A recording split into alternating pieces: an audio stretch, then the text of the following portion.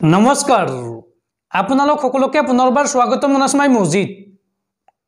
বন্ধুসকল পলকতে চামক আজি 9টা গুৰুত্বপূৰ্ণ খবৰ প্ৰথমটো খবৰ লোকসভাত ভয়ংকৰ আক্ৰমণ দুৰ্বৃত্তৰ ঘটনা সন্দৰ্ভত 4জনক গ্ৰেপ্তাৰ আৰক্ষীৰ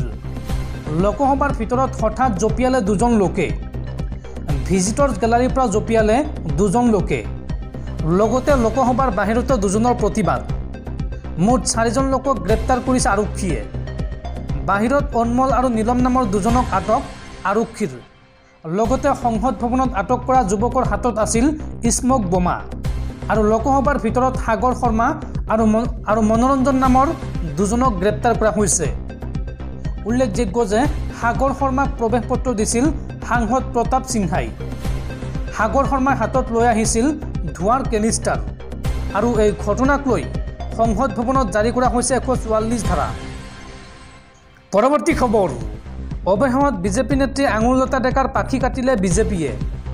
ৰাজ্যিক বিজেপিৰ মহিলা মৰ্চাৰ সভানেত্ৰী পদৰ পৰা আঁতৰোৱা হ'ল আঙুৰলতা ডেকাক আঙুৰলতা ডেকাৰ পাখি কাটিলে বিজেপিয়ে ৰাজ্যিক বিজেপিৰ মহিলা মৰ্চাৰ সভানেত্ৰী পদৰ পৰা আঁতৰোৱা হ'ল আঙুৰলতা ডেকাক আঙুৰলতা ডেকা আউট স্বপ্না বনিয়া ইন ৰাজ্যিক বিজেপিৰ মহিলা মৰ্চাৰ নতুন সভানেত্ৰী হ'ল স্বপ্না বনিয়া আনুষ্ঠানিকভাৱে এই কথা ঘোষণা কৰিলে ৰাজ্যিক বিজেপিৰ সভাপতি ভৱেশ কলিতাই তাৎক্ষণিকভাৱে কাৰ্যকৰী হোৱাকৈ অপসাৰিত কৰা হ'ল আঙুৰলতা ডেকাক পৰৱৰ্তী খবৰ ৰাজ্যত হঠাৎ বতৰ লৈছে ভয়ংকৰ ৰূপ উজনি অসমৰ বিভিন্ন স্থানত প্ৰচণ্ড শিলাবৃষ্টি ৰাজ্যত হঠাৎ বতৰ লৈছে ভয়ংকৰ ৰূপ উজনি অসমৰ বিভিন্ন স্থানত প্ৰচণ্ড শিল বৰষুণ ডিব্ৰুগড় খোৱাঙৰ গৰৈমাৰী কাৱৈমাৰীত প্ৰচণ্ড বৰষুণ আৰু ধাৰাসাৰ বৃষ্টিপাতত স্তব্ধ হৈ পৰিছে জনজীৱন আঞ্চলিক বতৰ বিজ্ঞান কেন্দ্ৰই আগজাননী দিয়াৰ দৰেই প্ৰকৃতিয়ে লৈছে ভয়ংকৰ ৰূপ নাজিৰাতো শিল বৰষুণ দেখিবলৈ পোৱা গৈছে মুঠতে উজনি অসমৰ বিভিন্ন প্ৰান্তত দেখিবলৈ পোৱা গৈছে ধাৰাসাৰ বৰষুণৰ লগতে শিলাবৃষ্টি উজনি অসমত বৰ্তমান ধাৰাসাৰ বৰষুণ আৰু এই প্ৰবল বৃষ্টিপাতত নামিছে প্ৰচণ্ড ঠাণ্ডা বন্ধুসকল তাৰপিছৰ 4 নম্বৰ খবৰটো জনোৱাৰ আগতে আপোনালোকৰ এটা সৰু ৰিকুৱেষ্ট যদি তেওঁলোকে এইটো ভিডিঅ'ত লাইক কৰা নাই তেন্তে প্লিজ এটা লাইক কৰি দিয়ক আৰু এনেকুৱা ধৰণৰ নতুন নতুন ভিডিঅ' পাবলৈ চেনেলটো সাবস্ক্ৰাইব কৰি কাষত থকা বেল আইকনটো প্ৰেছ কৰি ৰাখক পৰৱৰ্তী খবৰ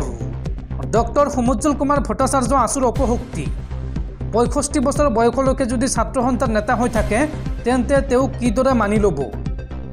বিজেপিত যোগদান কৰি এই বিস্ফোৰক মন্তব্য আছুৰ প্ৰাক্তন নেতা দিব্যজ্যোতি মেধিৰ ডক্টৰ সমুজ্জল কুমাৰ ভট্টাচাৰ্য আছুৰ অপশক্তি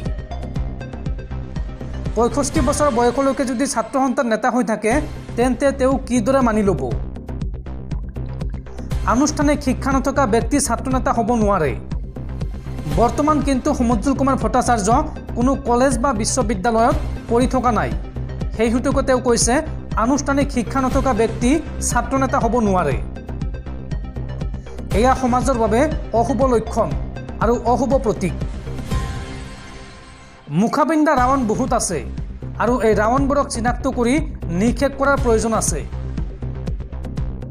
বিজেপিত যোগদান কৰিয়ে এই মন্তব্য কৰিলে প্ৰাক্তন আছু নেতা দিব্যজ্যোতি মেধিয়ে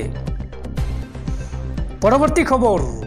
পুনৰ হুৰাহুৰে কমিছে সোণৰূপৰ মূল্য আজি পুনৰ হ্ৰাস পালে সোণৰ মূল্য আজিৰ দিনটোত অসমত কিমান হৈছে সোণৰ মূল্য চাওঁ আহক আজি গুৱাহাটীত 22 কেৰেট সোণৰ মূল্য 10 গ্ৰামৰ মূল্য হৈছে 58,350 টকা আনহাতে 24 কেৰেট সোণৰ মূল্য 10 গ্ৰামৰ মূল্য হৈছে 61,270 টকা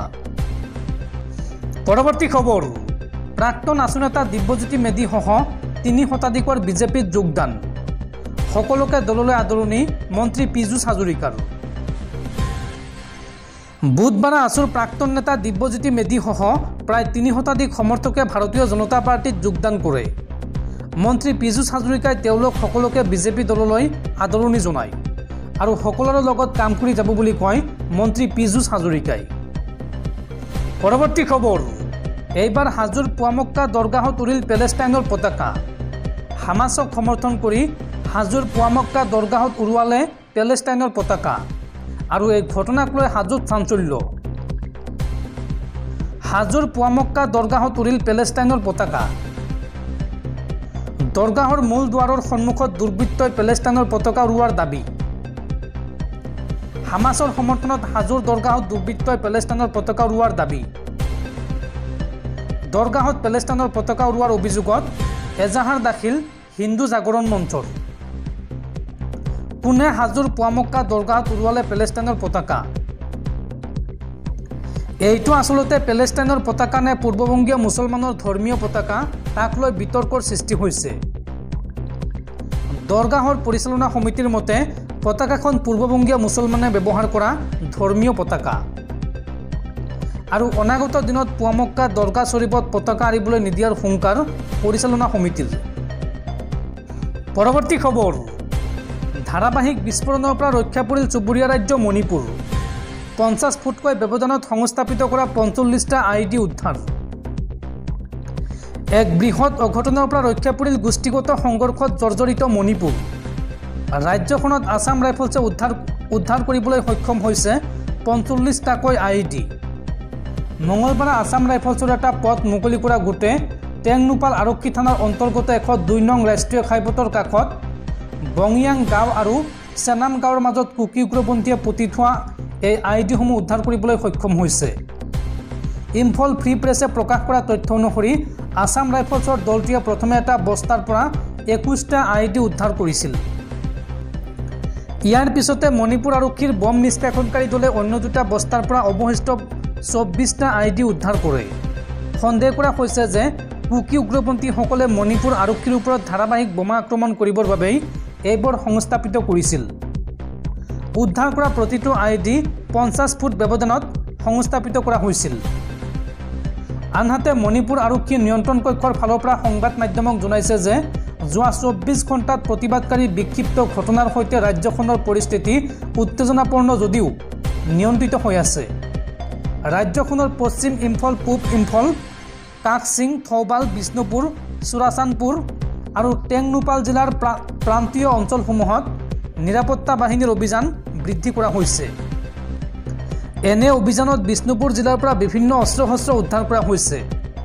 একেদৰে চুৰাচানপুৰ জিলাৰ পৰা বৃহৎ সংখ্যক মাৰণাস্ত্ৰ উদ্ধাৰ কৰা হৈছে। এইবোৰৰ ভিতৰত আছে 7.6 mini SLR rifle, 9mm pistol, revolver, 30টাকৈ টিয়াৰ গেছৰ চেল, ৰবৰ বুলেট, হস্তনিৰ্মিত বন্দুক, SBBL বন্দুক, 1 কেজি গোলা বাৰুদ আৰু 23টা হস্তনিৰ্মিত বোমা।